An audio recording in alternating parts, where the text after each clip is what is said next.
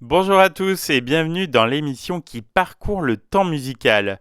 Aujourd'hui, on repart à la fin des années 90 avec l'histoire d'un tube dont vous vous souvenez forcément, Mes rêves d'Isa Ferrer. En ce qui la concerne, on peut parler d'ovni dans le paysage musical français. Une chanteuse à part, perfectionniste, aux sonorités électropop et au visuel très travaillé. Isa Ferrer s'est bâti un univers unique avec un public fidèle qui a été happé par cet univers.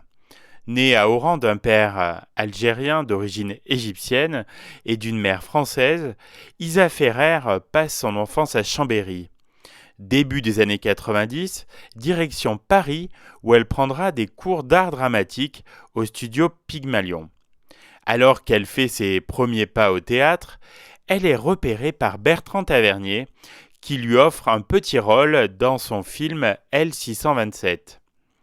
À la suite d'un casting, elle décroche le premier rôle d'une série qui a fait les belles heures des après-midi de France 2, Seconde B, ça vous parle? Mais Isa Ferrer sait que sa vie est dans la musique. Durant ses jours off pendant le tournage de la série, elle écrit et compose ses premiers titres avec Daniel Castano. Deux albums sortiront chez Polydor Universal, D'essence naturelle, aux sonorités pop urbaines, puis Kamikaze, qualifié de pop cosmique. Sorti en 1998, Kamikaze emballe la critique, notamment pour la qualité de sa réalisation, signé Thierry Rogen, qui a travaillé aussi avec Mylène Farmer, et aussi grâce aux arrangements musicaux de Yvan Cassar. Au total, Isa Ferrer vendra plus de 300 000 disques, dont 100 000 du tube Mes rêves, qui sera donc disque d'or.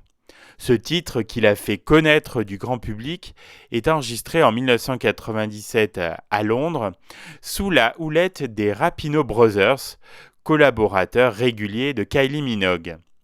Dans le clip, Isa Ferrer se retrouve héroïne d'un dessin animé sur une planète éloignée et nous embarque avec sa pop acidulée.